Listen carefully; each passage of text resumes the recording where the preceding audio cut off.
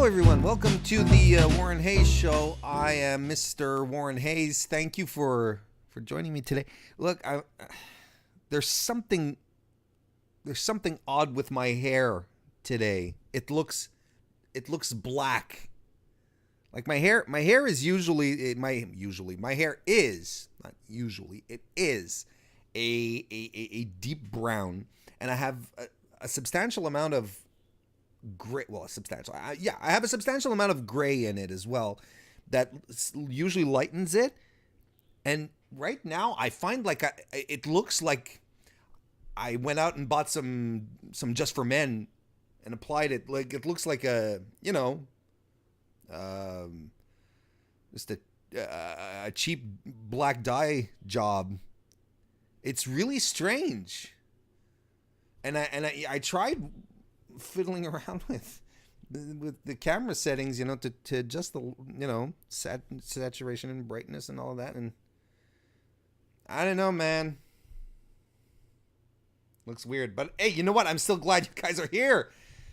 Hair issues notwithstanding, thank you very much for joining me on this review for SmackDown Live, WWE SmackDown Live. Woo, Nelly.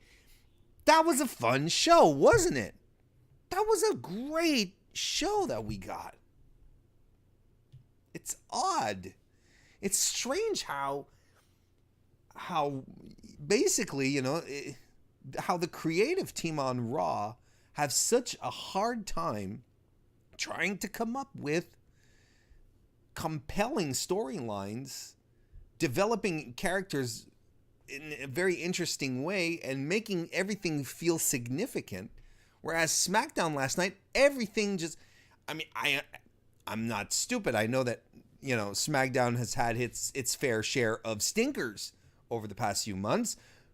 But when you think about SmackDown, you think a little more about the good stuff, the consistency. Whereas these days you think of Raw and you're like...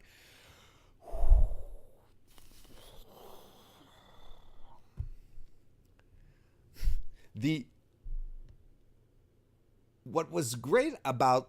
Wait, I'm getting into the review. But I want to talk about a few things first. Like, I've already talked about my hair, and I said that I'm really happy you guys are here. Just want to talk about some Warren Hayes related internet content that's coming your way, or that already has come your way. For instance, have you seen my Raw review? It came out yesterday on July 17. Why don't you go check that out?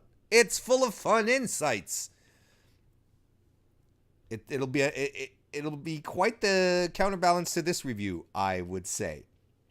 So yeah, go do that. Go check that out. I'm doing a whole bunch of content for FightfulSelect.com, which is Fightful.com's members-only service, a complimentary service to the Fightful.com website, where a whole bunch of extra content is created and added for members only. Extra podcasts, extra reviews, dark match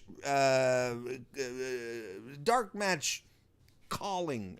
What's the word? Wow. I think I need a little more coffee.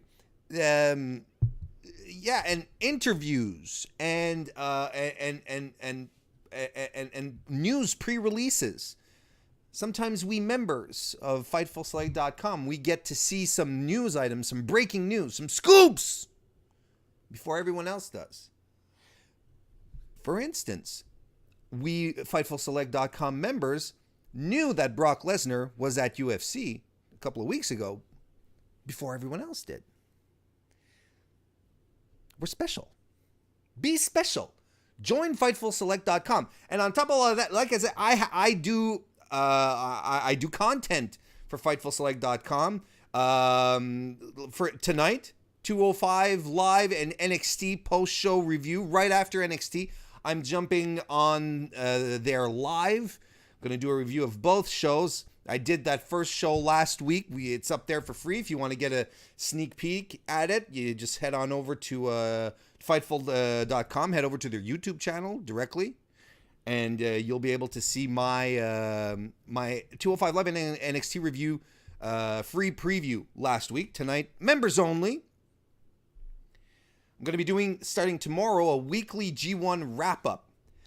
There's so much wrestling these days, but good wrestling. The G1 is phenomenal.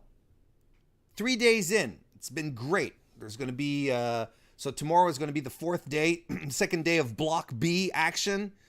Looking forward to it. It's been great as it stands right now. I just have to catch up a little bit on day 3. I've seen most of the matches. I think I have 2 left. As it stands right now, over 3 days of wrestling in the G1, and there's really only one match I didn't care for. So that's a good sign. And which match didn't I care for? You'll have to watch my G1 review. How do you get to watch my G1 review? Hey, you have to become a Fightful.com subscriber. And then on top of that, I do retro reviews with Sean Ross Sapp, managing editorial director of editorial managing, the management of directing editors. I'm having difficulty. It's a little early, I guess, still. Yeah. So retro reviews, we've already done a couple. We've done Great American Bash 1996. Yeah, 1996, which was the Great American Bash just before the infamous Bash at the Beach, where the Outsiders revealed who their third man was. Spoiler alert, it was not Mabel. And we did Hardcore Heaven 95. We're going to be doing SummerSlam 1992 and TNA Unbreakable very soon. One of those two is going to be made available for free, because free stuff is great, but it's also to help you give you an idea of what kind of great content you can expect over at FightfulSelect.com. Just go and subscribe. You get a whole bunch of stuff. You get more Warren Hayes. Who doesn't want that? Not even my mother wants more Warren Hayes. But you guys aren't my mother. You guys are cool. You're fantastic people. You've got, you've got a good sense of right and wrong, of yin and yang. So go support one of the best combat sports news wrestling sites out there. Fightful.com, FightfulSelect.com. You just go ahead and do that. So I'll be doing a whole bunch of content for them. And then next week I'll be back with my reviews. I've got a couple of ideas also stirring in my head. I might pop in with a couple of surprises. We'll see. Coffee's good today. So yeah, so those are the programming notes. Let's get into a review then, shall we? SmackDown Live. Yeah, so I had already started talking about how good a show it was, especially compared to Raw. And I was saying that, SmackDown has this capacity, or maybe Raw has a difficulty in making their matches feel important or feel significant, or their segments, or there's this difficulty that exists. And I understand that it's hard. Perhaps sometimes it's a little difficult to make things feel significant all the time, but sometimes not. Because SmackDown last night, everything that happened was meant for something. It either created something or it advanced something. Nothing was useless. Everything felt meaningful. Yes, everything. And that's why we're going to run down, because you're thinking, well, what about that thing? That didn't feel meaningful. I got answers for you.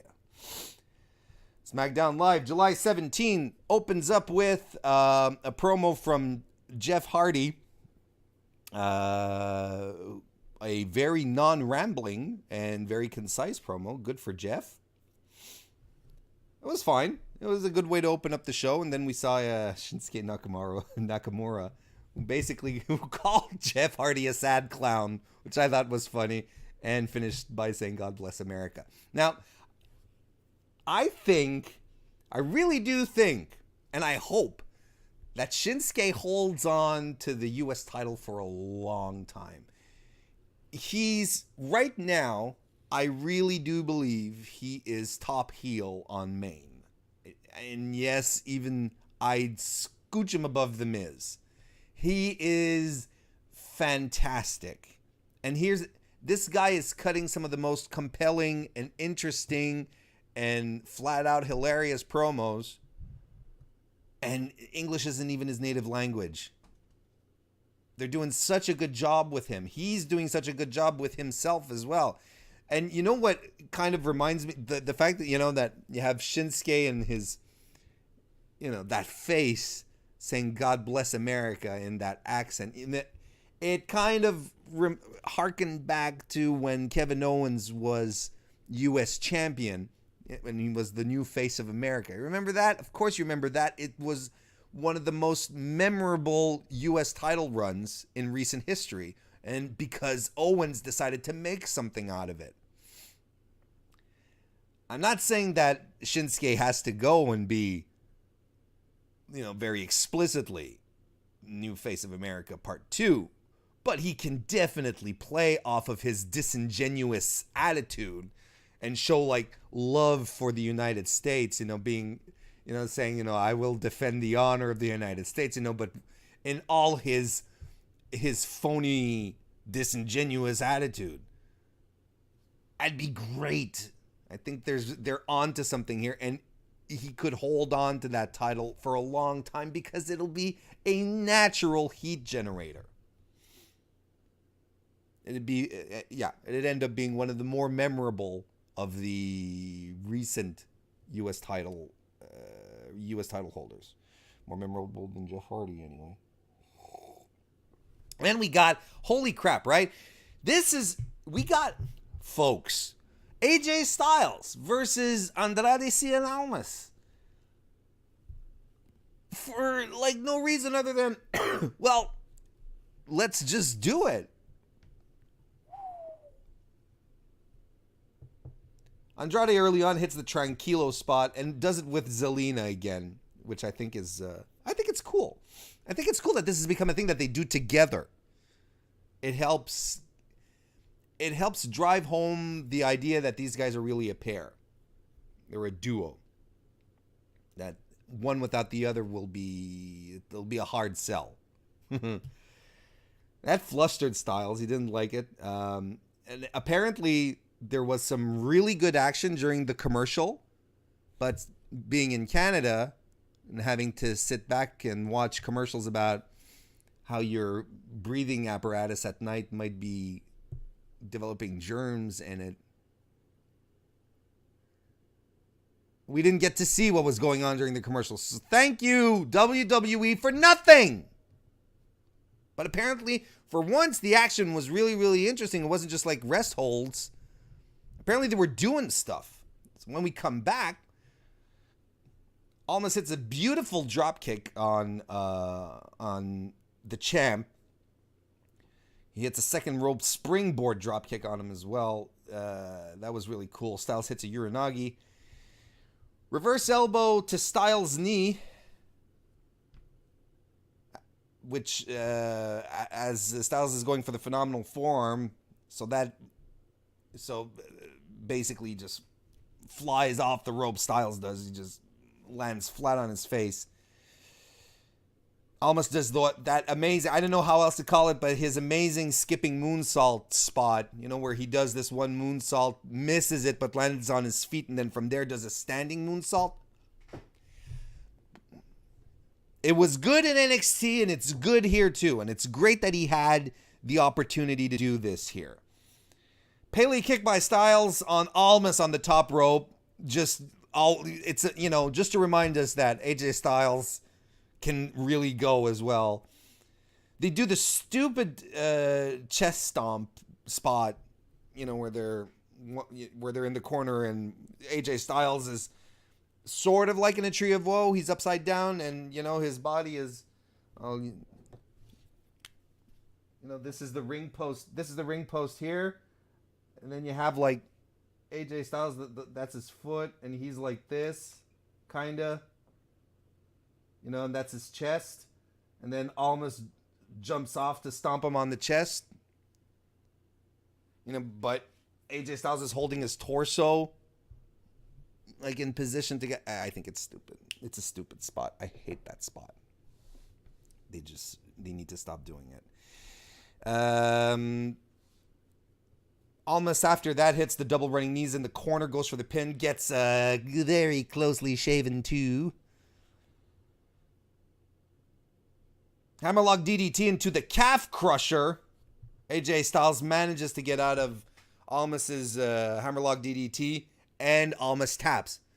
Listen, this was a fantastic match. Fantastic. Right? And a lot of people on Twitter got angry at this. And, the burial has begun for... Look, guys, at some point we just have to take a step back. And we have to...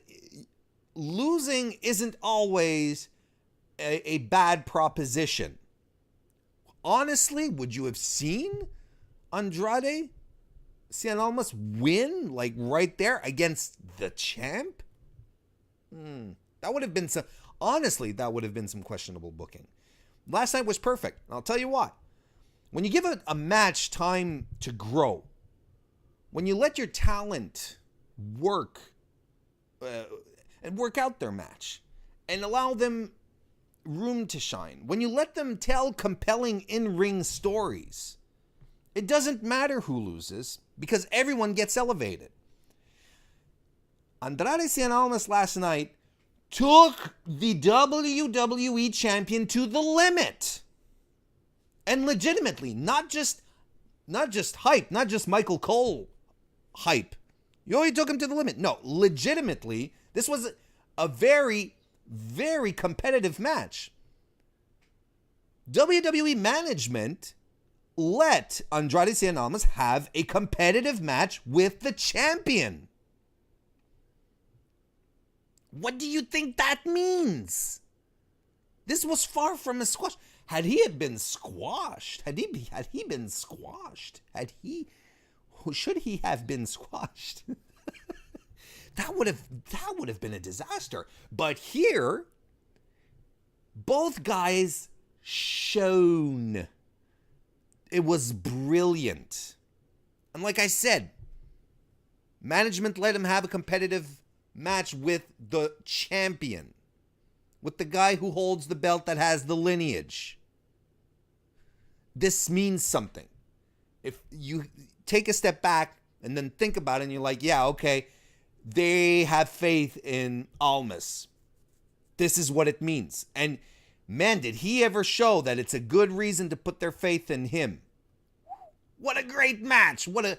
Not even on a, what a great match to start off SmackDown Live. No, it's just a great match, period. Go watch it if you haven't seen it yet. It's on the Hulus in the United States. In Canada, it's kind of hard to get the replays. Hopefully you PVR'd it. So that was great. Now there's a lot of speculation going around after this that Samoa Joe and AJ is going to be the match for SummerSlam. And folks, I'm gonna come out with something here. I'm gonna tell you something straight off here. I hope it's not. And I'll tell you why. It's really simple. It's because AJ's not dropping the strap at SummerSlam. Management right now, we've heard rumors, leaks from sources that management is super high on AJ Styles. And this is a rumor I can believe because AJ's been doing nothing but fantastic work over the past few months now. Well, pretty much ever since he's come in, but especially since his second run as champ. Apparently, management is super happy with how he's delivering in the ring. He's a pro, super easygoing to work with. He's a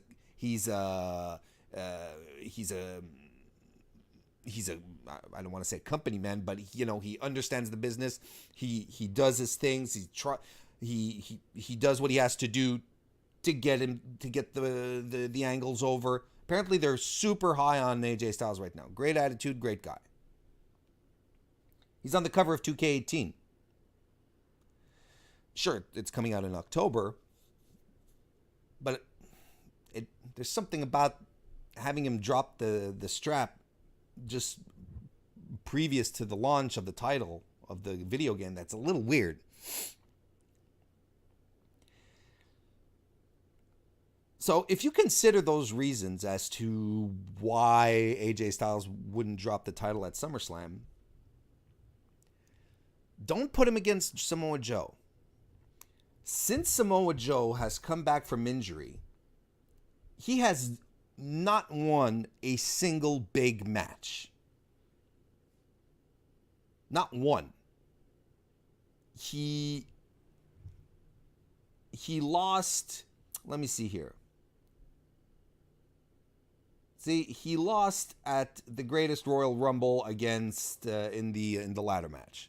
He lost against Roman Reigns at Backlash. He lost against Rusev on SmackDown Live, on the SmackDown Live Go Home show before Money in the Bank. He lost at Money in the Bank.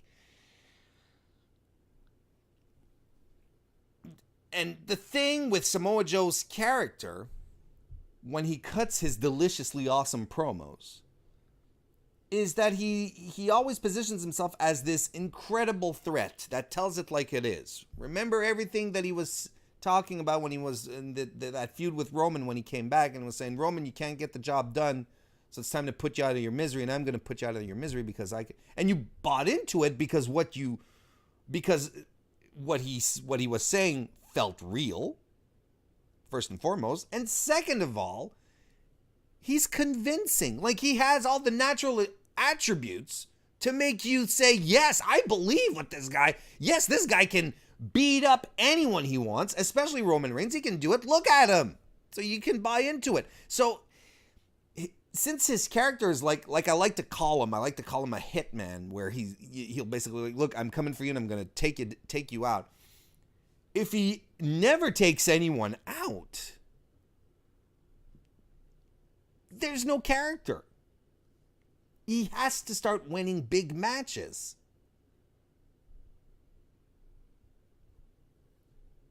So if the match at SummerSlam is him and AJ for the strap, I'm sorry to say, I don't think Samoa Joe is going to win. And I think at this point, at this moment now, Joe needs a win. He needs a big win. I thought Samoa Joe was going to be Mr. Money in the Bank, because that, to me, felt like it elevated his character where it needed to be. Like this menacing shadow that could pop in and destroy the champion at any given moment. And he would have really benefited from it, as opposed to Braun Strowman, who didn't need it. But that's another discussion. But essentially, Joe won't be winning the title at SummerSlam, logically. I don't think it's going to happen anytime soon. I don't think AJ is going to be dropping anytime soon. I could actually see him hold on to it right into WrestleMania, to be perfectly honest.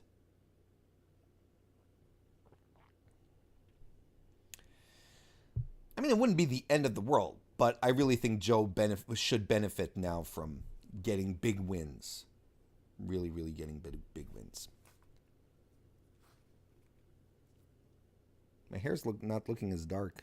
It's good. Aiden English is backstage. He goes to see Lana, and he apologizes to Lana for removing the turnbuckle and costing Rusev the championship at the pay-per-view at Extreme Rules. And Lana says, I don't know why you're apologizing to me. You need to apologize to Rusev, but right now he needs a space, Aiden. And, the question you have to ask yourself is, are you good? Are you good for Rusev? And Aiden's like, Two things I want to point out. First of all, Lana's accent is ridiculous. They have to choose something. They have to pick something. It's ridiculous. And I don't think she's that self-aware about it. They either have to just drop the Ravishing Russian thing and just let her be CJ Perry. And that's the end of it. And I'll be fine with that. Or just go all in back on the Ravishing Russian thing. And I'm okay with that as well. Just pick one, God damn it. Just pick one. Second of all, I, like many people, do not want to see Rusev Day break up. Aiden and Rusev are perfect together, and one could argue that Aiden English was one of the key components to getting the concept of Rusev Day over. Because if you remember the Rusev Day celebration last year, Aiden English was in there to sing the Rusev Day song, with the, was it the mayor of Rusev's hometown? I don't remember, when he got the keys. And then Aiden just came back time and time after that to sing the Rusev Day song. And that was part of the organic concoction potion that got the whole act over. So yes, Aiden English is a very integral part to Rusev Day. But maybe it's just time to move on for Rusev. Maybe management does see Rusev in a very high-level position on the card. Maybe they just see the Rusev Day gimmick as a little too silly. Maybe. Just because Aiden English isn't around anymore doesn't mean that Rusev Day is dead. It'd just be something else. Next, we have... then we had Becky Lynch versus Mandy Rose, which was basically a squash match. I didn't think this wasn't Rose's best performance since being on SmackDown. At some point she was hitting with some corner kicks on Becky, and they looked really soft. Rose gets an octopus lock in at some point. Actually, she does it twice, and I was really wondering why she did like her octopus lock twice. She goes for a bicycle kick at some point, and I tried looking at the replays again. It looked like it whiffed. I don't know. Anyway, a Bexploder and a Disarmer later, and Becky Lynch wins another match. Now, if I'm going to reference what I said at first, saying that, everything tonight felt important, felt like it was, if it wasn't creating something, it was advancing something. This is a very good example here. You could just look at this and say very blindly, hey, you know what? This is just a stupid squash match right here. There's nothing happening here. But, you wouldn't be any more wrong, because at the end, Becky Lynch cuts a promo, refers to herself as Becky Balboa. That warmed all our hearts, I think. That's always nice to hear. She basically says, I've been patiently waiting, biding my time, working for you guys. I'm just getting started. You hear that, Carmilla? Straight Fire's coming for you. There you go. So this is set our next... the next level for Becky Lynch. And you see, over the past few weeks, building back up her credibility, giving her wins, solid wins, making her, Becky Lynch, this, we remember. We've always loved her, but it's always good to remember why we love her. And there we go. We're getting to SummerSlam. So this forwarded this angle. This was the culmination of these past few weeks where she's been scoring wins on everyone. This is what we get. We're getting Carmella versus Becky Lynch at SummerSlam. Well, very likely. It hasn't been announced yet, but because Paige is backstage with Carmella.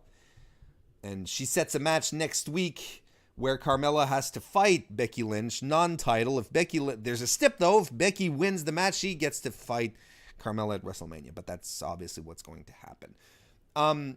Two things. First of all, I have always disliked and will continue to dislike having to fight the champion before the pay-per-view to have the chance to fight the champion at the pay-per-view. It's dumb. This is stupid. So I don't get it. It doesn't really make any sense. And I've never liked this. This isn't the first time they do this kind of stuff, and I've never thought this was a good idea. But then on top of that, the one thing I've noticed, Carmella has zero heat. Like, and I didn't mention it. That was my Twitter tweeting, but I thought I had muted my phone. That's all right, isn't it? You guys don't mind. But I didn't mention this when I ran through my notes on Extreme Rules on the Raw review yesterday, which you should go watch if you haven't watched it already. But I'll mention it here because I think it bears just singling out. You know, when Carmella came out at Extreme Rules for a fight against Asuka, she had no heat. And I don't want to feel like I'm dogpiling, because there's a lot of people who are crapping massively on Carmella, and I think most of the hate she gets is highly unjustified. But objectively speaking, whether you like or dislike her, Carmella has no heat. So this experiment has to come to an end, and I've started calling it the Carmella experiment because I think they've been trying some stuff out here, and it's not connecting. It's just not working. She's not bad in her character. I think it's too much like Alexa Bliss. You have essentially the same heel female champion, the same gimmick on both sides with some nuances. I'm not saying they're carbon copies. There are nuances. If anything, I prefer Alexa's version of the character. I think it's a little more interesting. I think Alexa's a little more of a natural. But I think it's time for the Carmella experiment to come to a close. Maybe it'll be at SummerSlam, but Carmella doesn't have any heat, and if she can't get heat at this point of her reign, it's pretty much over. You know, when you think about it, Carmella is kind of like the 2017 Jinder Mahal that just came out of nowhere, won a title, started defending, super divisive in the community. Unconvincing matches. Just throwing that out there. But if there's one thing that we can say, that Jinder had more heat than Carmella. Anyway, so aren't we all already looking forward to Becky in a title match position at SummerSlam? Yes, we are. There's a comedy segment with R-Truth and Ty Dillinger, which leads us into Ty Dillinger versus Samoa Joe, which is essentially a squash match for Samoa Joe. Ty goes right after Joe the minute the bell rings. Or he forces the bell to ring. Either or. Dillinger rushes Joe into the announce desk on the outside. He lowers his knee pads to knee Joe in the stomach. And you know what? I'm going to tell you this. I liked this little part. Well, just finish the quickly the play-by-play, and then we'll... So he starts kneeing Joe with his exposed knee. He's mad. He's fed up of this garbage. He didn't want to be attacked. Joe lifts Ty and flattens him full frontal on the post. Like, you know, legs spread, chest first, wham, right in the post. That couldn't have felt good. Rolls him back into the ring for the Kikina clutch. Ty taps very groggily. I liked that. I think that was a nice sell. Basically a squash for Joe. But again, going on this theme of creating / advancing. This is fine. I am fine with Samoa Joe squashing dudes. This is what Samoa Joe needs to do. He needs to get a big win, but in the meantime, he needs to squash dudes. But he needs his big win. Otherwise, he's going to become the new Roman Reigns. It's going to be like, you know, you talk a big game. I've already talked about this, but you know, we don't want Joe to talk a big game and never deliver the goods. That's what I'm saying. It's not good for his character. Ty here came out mad. Even in the sequence, the segment that he had with R-Truth before, he was saying, he was focused. He was mad. He was look, I'm sick of this garbage. I didn't want to be attacked. If this is the beginning of an angry Ty, just like a little something to give him some oomph, I'm okay with this. Guy comes out, he's mad. Yeah, he does the 10-hand thing, but you know what? He's fed up of being a third-class citizen on SmackDown. I thought it was such a nice touch when he just lowered his knee pad. I was like, okay, serious Ty is cool. And I think maybe we're on the cusp of something. And you could use Ty, and this is recently on NXT, just before the previous takeover, Chicago, over the few weeks leading up to that, Kairi Sane and Lacey Evans were feuding, but there wasn't a blow-off at TakeOver. It was essentially an NXT weekly feud where both ladies would be feuding with each other. They had 3 matches. They each scored a win, and there was a rubber match. And that's what it built up to. It's like Kairi Sane scored a win. Lacey Evans scored a win. Let's get the rubber match. And we looked forward to that. And then you sit down to watch NXT and you're like, oh, cool. That's tonight. And I feel this is something that WWE could do a little more of and add just weekly feuds that don't necessarily have to culminate into a big pay-per-view blow-off. It could be something that just builds and creates tension, just a weekly anchor, something that we can look forward to specifically on SmackDown and that we know will be blown off, that will start and be blown off on SmackDown or Raw. I think it'd be really good, and I feel that Ty would be a great candidate for this. You put him in a feud with who's floundering a little bit on SmackDown. This Shelton Benjamin. You don't even have to put them on the pre-show. It doesn't matter. That wouldn't be the point. It's just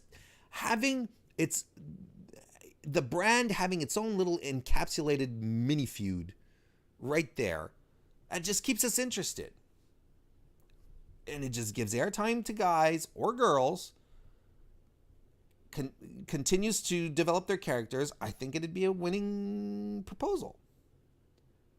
That's why I think if this match helped establish angry Ty, fed up Ty, well, I hope they capitalize on this. It's time for the Miz's funeral of Team Hell No. Man, this was so good. This was really, really good. And it's all in the details. It's all the tiny little details that Miz brings to this. Going into the audience and, doing the handshake, where you shake someone's hand at a funeral, but you put your other hand on, like on the back of their hand. Just like, condolences. It was so good. Gets into the ring. It's very solemn. He has Kane's mask on a pillow. He has pallbearers. The eulogy of Team Hell No. The funeral. He says, we're not here to discuss Miz and Mrs., which premieres next week on USA Network. We're not here to talk about my participation in the MLB All-Star Game, which I was the MVP of. And people were popping. They got it. They Miz is the kind of heel you love to hate because he's really good. He says, no, tonight is not about me. We pay our final respects to one of the greatest tag teams of all time and 2 of the worst friends of all time. And he recaps their friendship. He does the spiel a little bit. And he asks for a moment of silence. Everyone stand up and please be silent. And, my hand goes up. Your mouth goes shut. And he goes through the little moment of silence, and then he comes back and he says, "But you know what, folks? I told you so. I told you that Kane was a broken down demon, and I was right. I also told you about your bogus hero, Daniel Bryan. He's nothing more than a glory hound obsessed with setting impossible goals for himself so that you'll feel bad for him, tug at your heartstrings. No one is sadder than Daniel Bryan. Deep down inside, he knows the truth. His return from injury is a bust. He's done nothing. He comes out here every week destroying his legacy." And that's my favorite Miz, the work shoot Miz, where he's straddling this line where you're like, this is something we're kind of thinking of, but we know it's a work. We know this whole wrestling thing is a work. We know what you're saying is a work, but it's not entirely untrue. It's very personal. It's very savage. This is what I like most about Mike Mizanin. Holy crap. That was so good. Bryan attacks Miz from behind. His music hits. And then you realize that the pallbearers aren't like just dudes. They're security. Because Miz starts directing traffic. Kind of like what he do with the Miztourage. Right? It's like, all right, you go there. And they're waiting for Daniel Bryan to attack, but Bryan gets him from behind. He attacks the pallbearers. He takes one out with the corner drop kick, I think. I don't quite remember. It seems like they're going to be pushing this feud for SummerSlam, I guess, which is kind of a shame. It's kind of a shame. I would have liked them to. I feel they might be rushing it a little bit. I feel Miz and Daniel Bryan could have been stretched out a little more. Who was I talking with, or who was I listening to the other night? I was saying, at Extreme Rules, would have been, because you could add more layers to this and really, really, because yes, it's been such a long, slow build, but Daniel Bryan was out of action so much that there wasn't any real investment in it. Now that he's back, they just need to add some more layers on top of it. Kind of like when Tommaso Ciampa came back in NXT. Yes, he'd been out for the better part of a year. We all remembered the attack on Johnny Gargano, leaving him at the top of the ramp, completely passed out. We all remember that. But when he came back, they just weren't resting on those laurels. They added some more layers on top of that. This is what they should do here as well. And I'm mentioning this because of someone, I can't remember if it was on Twitter or if it was one of the post-show reviews from the Fightful guys. But what would have been really great? This is not my idea, and I'm sorry I can't remember who to credit it to. But what would have been really great was for, at Extreme Rules, Kane gets taken out, right? Daniel Bryan needs a new partner. Who's the partner? He goes into the ring, he starts fighting, and instead of the predictable thing of Kane coming down to help out his buddy, what if it had been Miz? Miz music hits, and he runs down to the ring. Daniel Bryan is in trouble in the ring, and he jumps up on the side, and he sticks his hand out. And Daniel Bryan, he's in pain. He's been beaten senseless. He's been cracked into a pulp, a pulpy mess. He's hurt. He needs to tag. He lifts his head. He sees Mike Mizanin, and he's like, you see this moment in his eyes where he's like, I can't do this. This tagging Miz in right here will be the equivalent of signing my soul off to the devil. And Miz is there and he's like, do the right thing, Daniel. I'm here to help, kind of thing. And Bryan, I don't know, sees Luke Harper coming for him and dives in for the tag. Miz makes the save, and they win the tag team titles. And then Miz comes out on Tuesday on SmackDown, and he's like, Daniel Bryan, you did the right thing. And then Daniel Bryan comes out, and of course it gets tense, and it's like, look, you thought you couldn't get along with Kane before. You thought Kane was your enemy. Brother, you ain't seen nothing yet. And and then Miz just hangs this on him for weeks. And they get a title defense at SummerSlam where they just want to beat the hell out of each other. That would have been fantastic, don't you think? That's what I mean by adding layers. You could add layers to this story before actually heading into the blow-off match, so that it feels actual and contemporary, so that you don't have to... The history is still there, but the history is the foundation upon which you build more. Anyway, kudos to whoever came up with that idea, because it was a smart idea. Got to move on here. We're going long on this show, folks. Kofi Kingston versus Eric Young. Man, what another great match. This was really good. Someone has to tell Kevin Dunn that the camera work for Sanity's entrance is corny and doesn't work. Second of all, Kofi and Eric Young worked really, really well together. This was great. Kofi quickly is in control, kicks and hits a standing drop kick on Eric Young. Gets a pin for 2. Springboard forearm by Kofi off the top rope, which was really cool. We're back from commercial. Young is in control. He lifts Kofi up by the neck, up on the top turnbuckle. He's not on the top. He's like on the second rope in the corner. And he's lifting Kofi up like completely off he's not strangling him, but he's putting a lot of pressure on his neck. That was a savage spot, which I think works for a group like Sanity, which, just looks brutal. Kofi mounts his comeback with his typical flying action. He hits a dragon sleeper off the top rope. Young ducks the Trouble in Paradise. He heads to the corner, does this spot was great.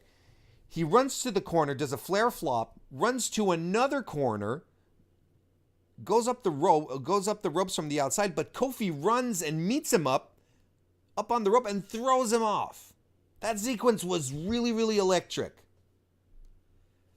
Kingston runs the ropes and takes out all 3 members of Sanity, just diving and he twists in the air.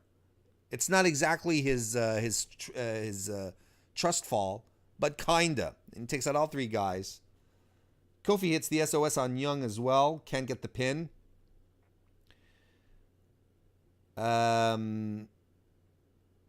Match descends into chaos. At the end, all members of Sanity start running interference. There's a big brawl outside. Big E, Killian Dane, Alexander Wolf, and Xavier Woods.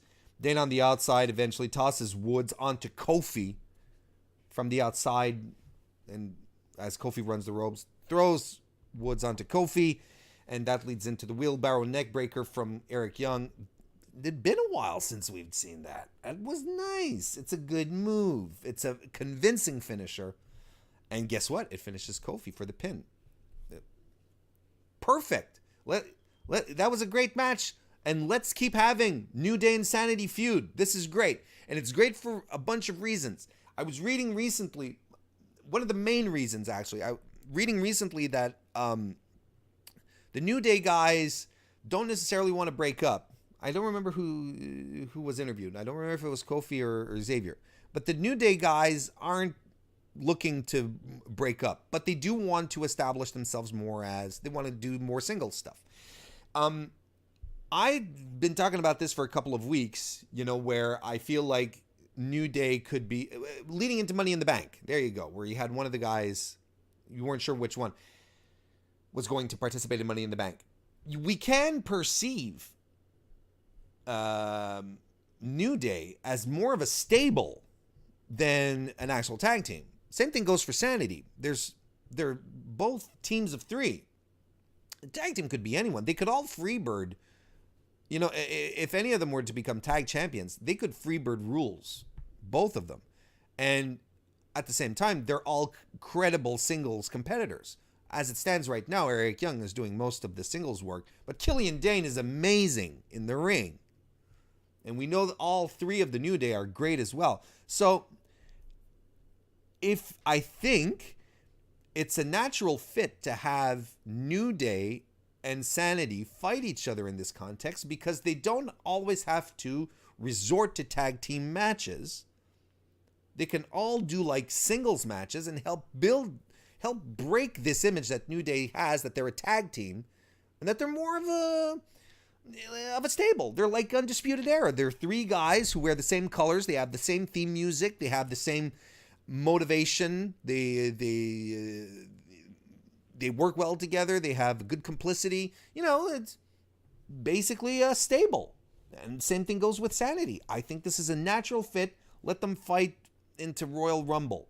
I'm completely okay with this, especially if you put them in a position where they have time to tear the house down, because both of these teams can tear the house down.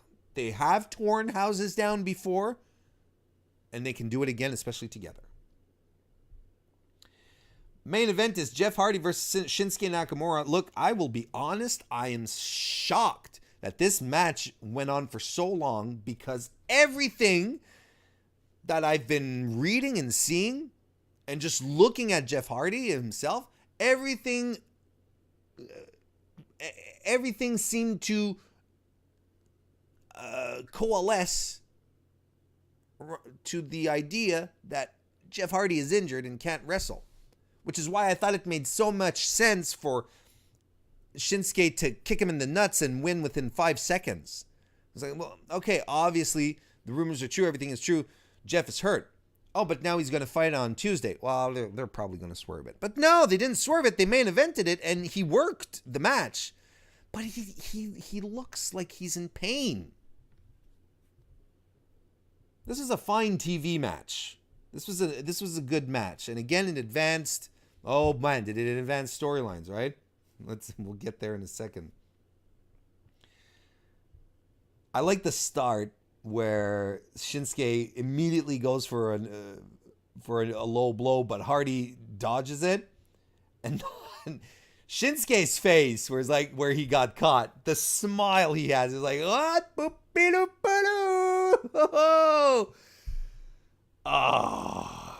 His work has been phenomenal since he's turned heel. It really has been extraordinary. Naka's in control, works the knee, big side kick to the head.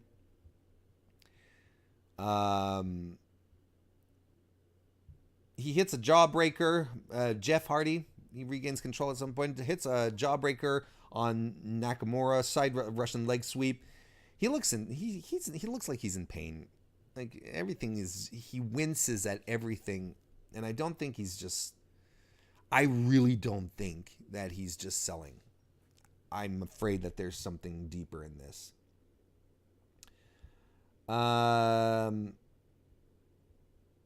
Let's see. We'll just go down the notes here because I have been going on long a little bit. Nakamura hits a single leg backstabber on Jeff. Hits a sliding knee to the face. Pin for 2. Hardy kicks out. Hardy counters the Kinshasa with a sling blade. Goes to the top rope. Nakamura knocks him off. Kinshasa attempt is countered by a twist of fate, which didn't really look good, and I think Shinsuke didn't sell it quite well. It didn't look good. Neither did the Swanton bomb that Jeff hit. It looked rough. Goes for the pin. All signs point to a victory, but Randy Orton comes out of nowhere and breaks up the pin, forces the DQ. Hardy battles back, but it's not enough. Randy Orton is beating the hell out of Jeff Hardy. He stomps Hardy's head on the steps, and he keeps saying, why am I doing this? You want to know why? You're going to have to wait to find out, or just ask. Ask me why I'm doing this. I'm like, oh. But then, the spot that everyone is talking about, Big ol' Randy Orton, this huge guy, takes his big ass index finger and drives it into Jeff Hardy's earlobe, where he has those big gauges usually. He took them off before the match, and he starts tugging at the earlobe in the most gruesome spot I have seen on WWE in a while. That was gross, but so good. And look at what everyone was talking about last night on social, and again this morning, the GIFs everywhere. Look at everything that was happening right here. This is what we're talking about. A guy sticking his finger in an ear and pulling. That's a visual that sticks with you. It's not something that I think ever seen that before. And it was awesome. And it was awesome because, thank God, psychotic, weirdo, crazy ass Randy Orton is back. He's a heel again, thank God. This is the Randy Orton we want. And we've been wanting for months now. Thank God. And here's the thing. Look, we're still thinking about it. It's so present in our minds, and they're going to replay this, and everyone's going to be like, look how well it established. Again, Randy Orton, he comes back. Is he a heel? Is he not? No, he's a heel because he nutshotted Jeff Hardy at Extreme Rules, but he one-upped. He one-upped last night, tugging on his earlobe like that. This is something that's going to stick in our minds. We're going to remember this. And guess what? No one had to jump off a cage to do this. It's unfortunate, guys, because even on Monday, KO flying off the cage wasn't that big a deal. They mentioned it once when it was time to interview Braun Strowman and tell us, oh, well, Kevin Owens is in hospital being looked after. But that was it. It wasn't that big a deal. And most of us have already pretty much forgotten about it, and that's tragic and it's sad. I was not a fan of that spot on Sunday, and I still am not.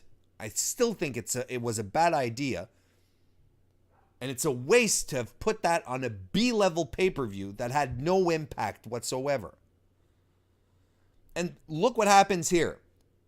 No one gets seriously injured. No one puts their body in the way of a serious injury. But we get a lasting, powerful,